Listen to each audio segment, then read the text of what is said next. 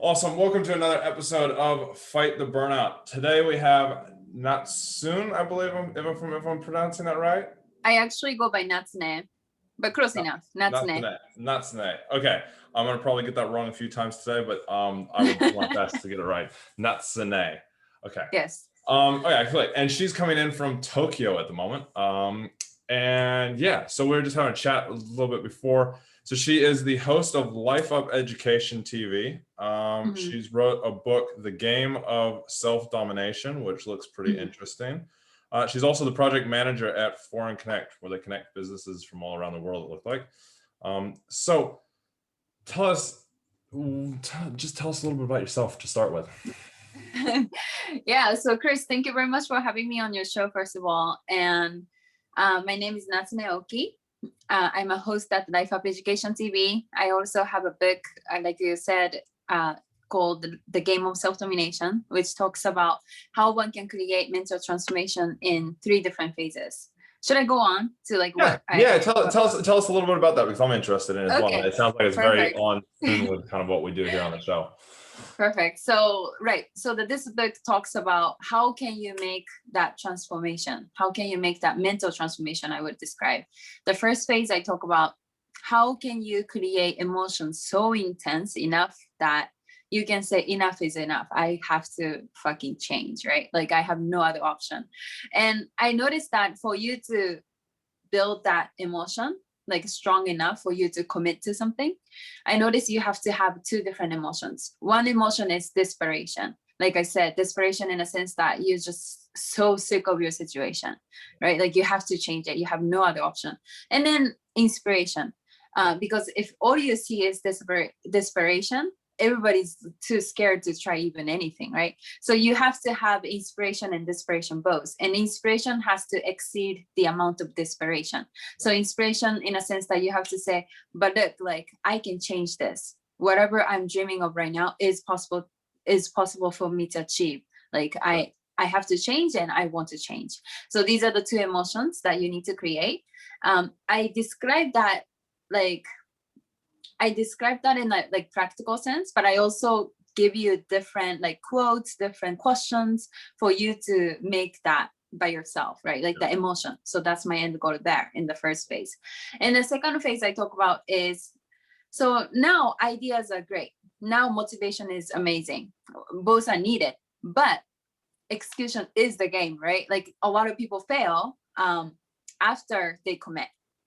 So what does that mean? It means that you need to have a perseverance. Shit will happen. And those are the times that basically identify winners from losers, right? Like some people quit, some people keep going regardless. But I'm not necessarily demonizing the fact that you might want to quit, because when we talk about practicality, it's okay that you might want to quit too. Like I'm not judging anyone. Like you just have to align with like who you are, right? So there I talk, like I put so much emphasis in like how important self-awareness is. So in the second phase I talk about self-awareness. Like what do you really want? Like do you actually want whatever you want, or is that the society's voice that's on here, right? Like up here, like what do you want, right? So that's what we talk about. We also talk about logical thinking, like how you face rejections, how you face hardships, how you can not react so emotionally, but rather, keep that sense of logics behind. That way, whenever you face hardships, whenever you face rejections, whenever you face adversities, you can basically make sense of why this is happening. And then, you don't have to be so emotional about it, like that you can keep persevere during those times, right? Because you can actually lay out the plan, like a strategy to overcome them. But so along, basically relating to that, coming from business background, I have this ability to basically look at things with a very like logical business sense. And then I'm always curious, like how I can use that skill to life strategy. So that's one of the things I talk about in the second phase. For example, I created this method, I call it Life Up method, where basically this method consists of 5 different ideas from historical like economists and businesses that existed. They actually had these strategies that they were using on their operation. Just to give some example, some idea come from like Italian engineer, British economist, some consulting firm, global consulting firm, even Toyota and the US president. So each one of these people had idea that they were implementing in their, organizing their business, organizing their life. So basically I combined all of that and then made my own matrix that people can use, which is included in the second phase. Yeah. Basically, the purpose of that is, so now you have a goal. Now you understand the like emotion, like how to manage emotion. Let's talk about a little bit of strategy here. And then here's what you can do, like in terms of efficiency and effectiveness. Like if you use this tool, you can kind of like understand how you can get things done in the most effective and efficient way. But I'm not necessarily like forcing this method on everyone. What I want to extract from this exercise is the thinking behind it. I want people to have the training to think in the way this method can teach you to think. So that's basically what I squeeze it in. And then finally on the third phase, basically a little bit coming back to the self-awareness part, where I borrowed two different concepts from philosophy. One is from Japanese philosophy talking about ikigai. Another one is from Aristotle's. And then basically the way Aristotle's, for example, explained happiness is virtue activity of the soul. So coming back to that little bit, in the third phase, I talk about the virtue. I talk about what is happiness, like what is success, like what does that mean for you? Because a lot of what we've done so far, and a lot of people who talk about how, success and happiness and failures and everything like that, like oftentimes we talk a lot about let's redefine failures, which is completely which is super important, but we don't pay enough attention on like what is success. We don't talk about it. Like what is success, what is happiness? We don't talk about it because everybody's definition lately is like making like $1 million, like $100 million, whatever, $1 billion, founding Facebook, like this is the definition, right? But we don't question it necessarily. But coming back to once again the second phase, what we talked about in the self-awareness, virtue, right? Like we don't like that doesn't have to be everybody's definition. Like we can have our own definition. So let's talk about that like in a third phase. And basically I give you different questions, different life stories, different theories for you to really like trigger your thinking, to basically create your journey, right? Like I'm not telling you what to do. I'm not telling you like here's the only way, here's the right way to do it. Like I'm just giving you the tools for you to create your own journey, navigating through finding what it is. I love that because it definitely goes in line with what we talk about a lot on this podcast. Like you said in the very beginning is, I call it rock bottom. You've got to hit rock bottom to be able to actually, and then see the light at the end of the tunnel and have just something, the inspiration, as you said, to actually get you to move. And then it's going, okay, cool. Well, what tools can I do to actually do this? So I love the fact that you lay out all the tools. You've figured out a method that you found worked obviously for you, and then have passing it on to other people. So that's awesome. So obviously, Natsune, you have, I take it, gone through something in order to find all this. I'm sorry. So I take it you've gone through something in order to recognize, okay, cool, I need to figure out something. Because I know for most people, they don't just figure it out and just because they want it, it's because they've gone through something. And I call that rock bottom burnout. Because I went through it. I don't know if my background is law enforcement here in New Zealand. Did everything up to looking after the Prime Minister of New Zealand. Actually, when the Prem from Japan and that came over, I was on the PM's team. So doing that bodyguard stuff. And so I got to such high alertness that I got burned out. I hit that rock bottom where everything was horrible, everything was bad, and then ended up needing to find a light. What would you define? What's your burnout or? Like, honestly, to be honest, like, this is why, like, I never, like, well, I wouldn't say never, but I hardly ever position myself to be someone who's already achieved tons of things, because my everyday, like this will not change regardless of how old I get, like how much I achieve in my career. My everyday is constant failure. My everyday is constant rock bottom. Like every day I have things to cry on, like literally. Right. Yeah. So it's like just a constant reminder for myself. Like I'm not necessarily saying like, this was the like awakening moment. I feel like it's just going every day still. Yeah. Okay. Cool. And like everybody's on their own journey. And I think for me, I wanted to make this book for other people, but as well as for myself, as a reminder for me to say like, look, I mean, this isn't gonna last. Like there's a glory. Yeah. That's a weird word, but basically, yeah. When did you recognize this? Like, when did you all of a sudden, like, how did this come about? So I think if I were to pick one thing, like I said, I think the default story behind this is that like I'm pretty much every day experiencing it still.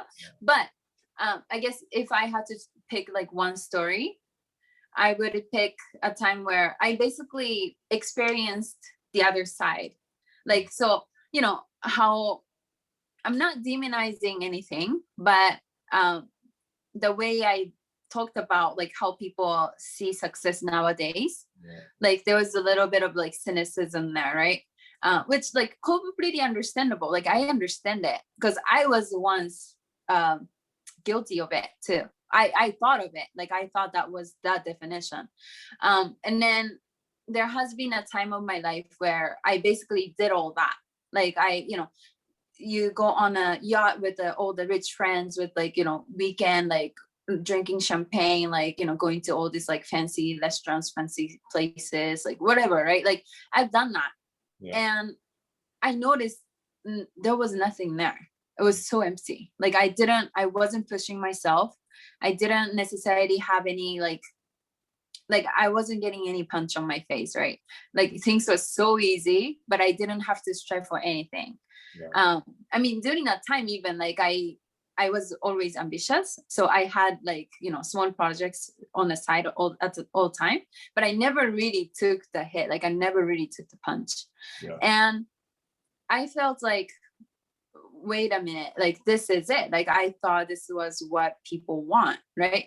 But I'm not fulfilled. Like I'm like, where is my fulfillment? Where is that like a dreamy, like where is that like thing that everybody dreams of, like having like this, and then all of a sudden I noticed like this ain't it. Like so wait a minute, like what you do really doesn't matter. Like or I guess that's let me rephrase this, like where you get to really doesn't matter. The benefit of whatever you get really doesn't matter. Like what matters is like when you are like really stretching, when you're making progress, when you're making progress with your soul, like and as cliche it might sound, like it really that like the time I reflect, look back, like when did I have this like most greatness, like this overwhelming amount of greatness where I was just so thankful for everything I had. And right, like I've experienced that feeling, and that was when I was like such a rock bottom, like you said, like I didn't have anything figured out. I didn't have my life together. My like everything was shit. Like I was such a mess. But during that time, like everybody's judging me. I felt like no one is on my side. I felt like I was such a lone place, and I felt like I was so stupid. Like I didn't have anything together. But at the same time, like I had this overwhelming amount of greatness just to realize I'm alive. Like just by the fact that how'd you recognize that you were there? Like what was it that sparked that you were like, wow, like this, I'm not where I want to be? I mean, comparing to what I had prior year, like where I had all that like fancy, all the fancy experiences. How was it that you actually recognized it? Like, I know for me, mine was actually my wife said something to me about, we're at a party and she's like, we were at my in-laws, and my father-in-law was like, to her, what's wrong with Chris? He's not saying anything. And that still sticks into my head of that was kind of a turning point on it. Did you have anything like that? I remember this very one particular time, like I was at the convenience store in Japan, like standing there, just thought like, I don't know what happened prior to that, but I really felt shit. I felt like, fuck, I don't have anything. I felt like shit. Like I take my it life at the is time, such a mess. I take it at the time though, you were quite successful, like had literally, like for most people from looking from the outside, everybody would be like, you have everything. Right. No, but is that right? That time, like I just felt like, you know, I just wasn't meeting who I was meant to be. I felt like I was like, you know, financially and everything like that, like it was like stable, it was okay, but like I didn't have anything here. Like I didn't have any piece of my soul. Like I didn't have the dream. Like I was working on the wrong person's dream. Like I was walking on someone else's life, basically. I was walking on someone else's dream. I was building something. So that pressure, like I felt that, and I just felt like shit, like what am I doing? Like why am I getting older, not building anything for myself? I don't like, and then at the same time, like there was a lot of changes at the time. I was going through a lot of changes at the time, and I just felt like shit, like I don't have anything. But at the same time, like I just had to find something to appreciate, right? I just have to still find something to be thankful of. I had to feel that I'm important still, right? And you know, when you're rock bottom like that, like you just like don't have anything to appreciate. But it's so crazy because I felt so thankful for the fact that I was alive. Like as basic as that, like so fucking basic. Like everyone's alive right now, right? But they underestimate just the thought of, I woke up today. I woke up today. It's what I teach a lot of my clients is remind yourself when you first wake up in the morning, just one thing you're grateful for. It can be as simple and as easy as I woke up this morning. Because how many people on this planet did not wake up this morning? Right. So what'd you do next? So so you're standing in that convenience store and you're like, what am I doing with myself? What did you do? What'd you do next?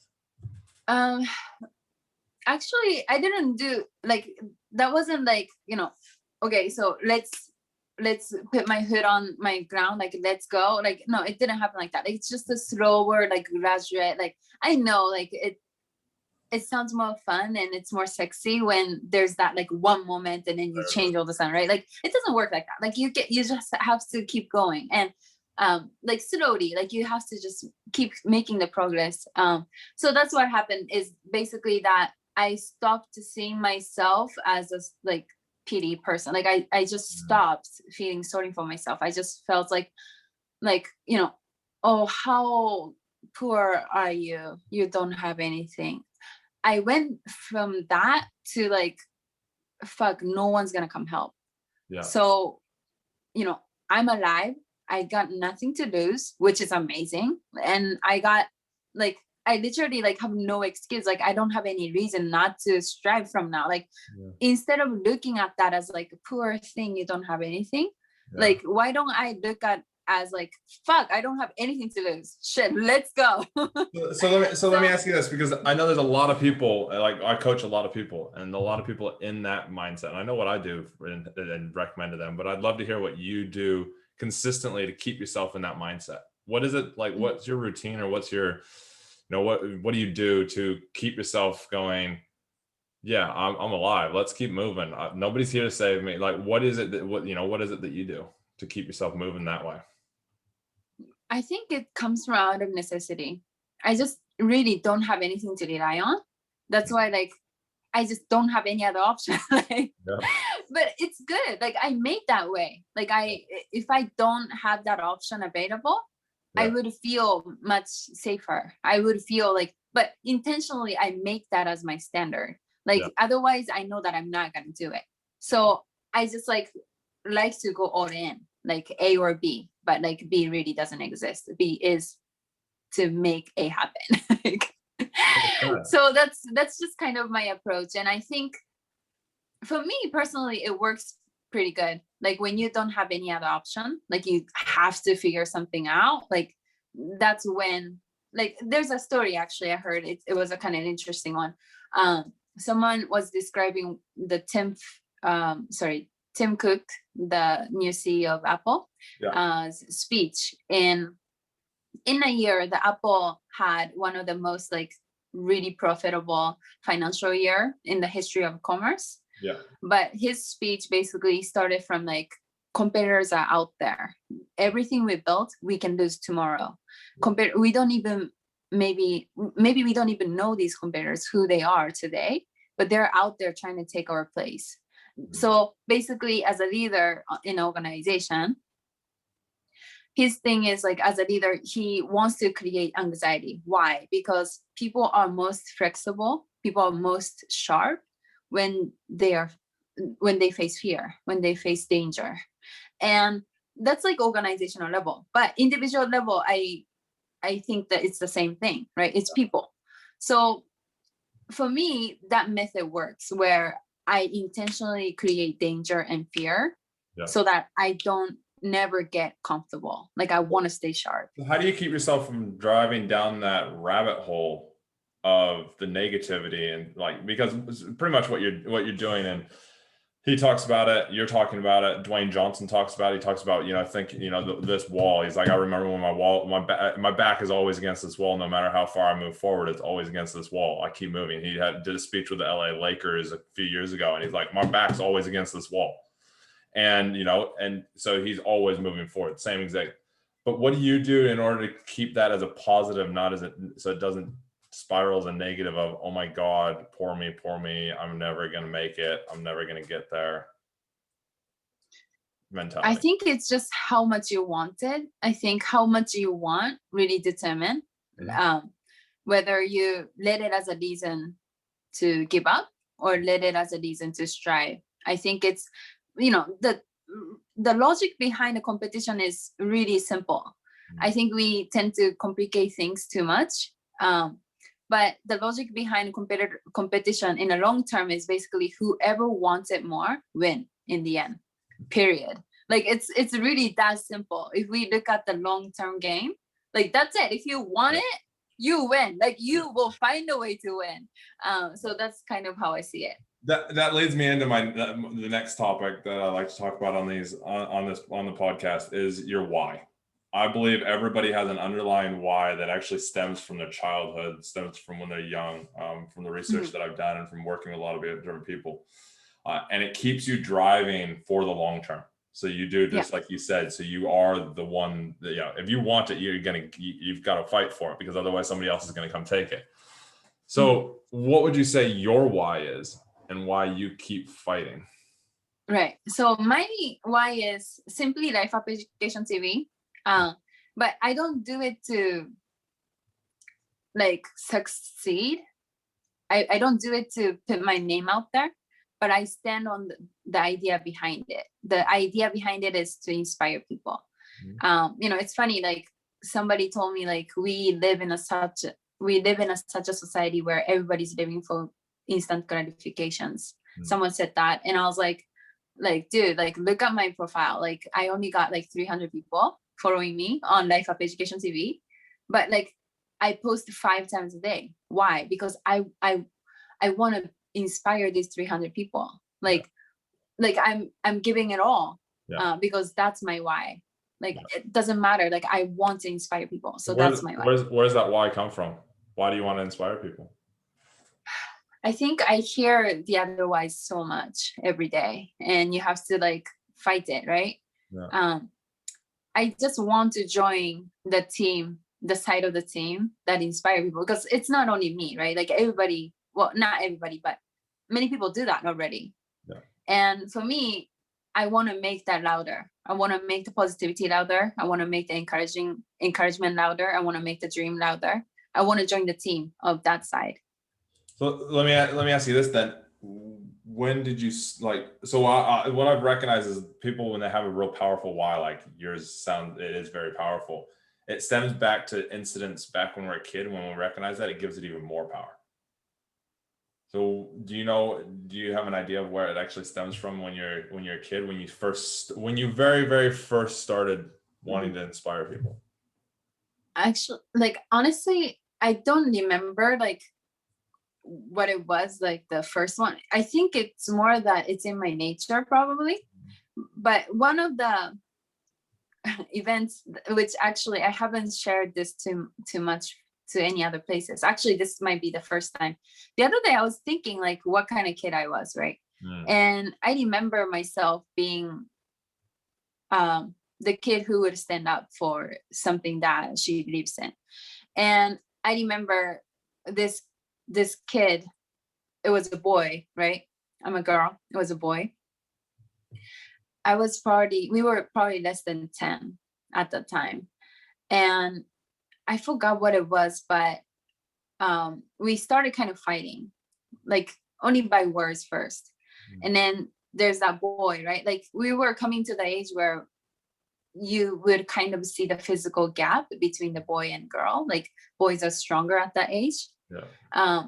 But like I kept going, like, and then we got to the point, the fight got so intense that like I just wasn't scared. I just didn't want him to know that I was scared. I was scared, but I just didn't want him to know. So I kept going, and he literally like knocked me out. Like we fought, like we actually physically fought. And then he like literally like knocked me out in front of everybody, in front of all the classmates. And then like I literally like went like fall down on the ground, like fall down on the floor. Yeah. I still didn't apologize. I still didn't kiss his ass. I still didn't like do anything. I still fought. Like I still told him like, you're such a piece of shit. Like, you know, I was like really like against him, right? So I think it's in me in a sense that like I just don't like to see weak people being bullied. Like I much rather stand up for myself, and I much rather lose. Even if I lose, I much rather still stand up for whoever that's bullying. So is your why that you want to inspire people, or is it that you want to give everybody the tools to be able to stand up for themselves? I think I can't do that on behalf of everybody, right? No. So what I want to do is I want to give people tool. I want to give people resource to do that for themselves. Yeah. And the message is there. Like I encourage them to that. But basically, this story I just wanted to share because you asked me like if there was any story behind. You can see with everything that you've like everything that you've talked about today, you can see because how old were you when that incident happened? Probably like 8. Yeah. Something like that. Normally is somewhere around that age that I found, that age or a little bit younger, that you end up something will happen and it'll spark something in you for the rest of your life. And so you keep doing it. And so you start to look at all the different jobs that you've done where you've been extremely happy. You're meeting that why, you're meeting that purpose, which is pretty cool. And you can tell within you that it is powerful in there, and it's awesome. And it gets you through the hard times. It makes the easy times even easier. And it's awesome. So let me ask you this. What would be your number one piece of advice for listeners to be able to inspire others? To be able to inspire others? Yeah, to inspire others. What would be your number one piece of advice to inspire others so that they don't burn out? Should I give advice as to like how not to whatever your number one piece of advice from you that you've learned, your number one piece about burnout, right? About burnout. Yeah. When you face burning out, I think I rely on like invisible hand. So there's a concept from economist Adam Smith, the father of economics. He says he talks about invisible hand, which is basically to say the economy is at the optimal level when there's no government intervention. So free competition, right? And I believe the same like theory. I believe the same concepts. You can apply the same concepts in individual life. And for me, when you have a burnout, I tell people you should take a rest. Like I tell people you shouldn't do what you don't feel like. you should just take a rest. And if you really want it, you will come back. Yeah. But you can't like force it. Like, so that's kind of like my natural approach. Yeah. Awesome. It's kind of like, as the analogy I use, and I've heard many people have said it as well, is the oxygen mask on an airplane. You got to put it on yourself before you can put it on somebody else. Right. All right, cool. So obviously you're doing a lot of really cool stuff. You've got your book, the Game of Self Domination. Yeah. I love the name as well. That's awesome. Oh, thank you. So if somebody's looking to get in touch with you, we'll put the link that you sent me already, but just in case they're listening, say they're in their car or something like that, how do people get in touch with you in order to either get a copy of your book or just reach out to you and, ask you more questions if they have any? Yes. So my platform is called the Life Up Education TV, and you can search it from lifeupeductiontv.com. All my contents are available there, including the videos. You can also buy the book from Amazon. Yep, cool. And you can search me on pretty much all social media under Life Up Education TV or Natsune Oki. But Life Up Education TV, I'm on Facebook, Twitter, Instagram, TikTok, and LinkedIn and YouTube. There we go. We got all the platforms covered. Awesome. So last question I want to ask is, what is the number one thing you would tell viewers? And I know you said a little bit of it already, but the number one thing you would tell viewers in order to have the best life they possibly can? Best life possibly can? I would say you have to know what you want and stop blaming everyone for your accountability. Like, what you need to know is what you need to know.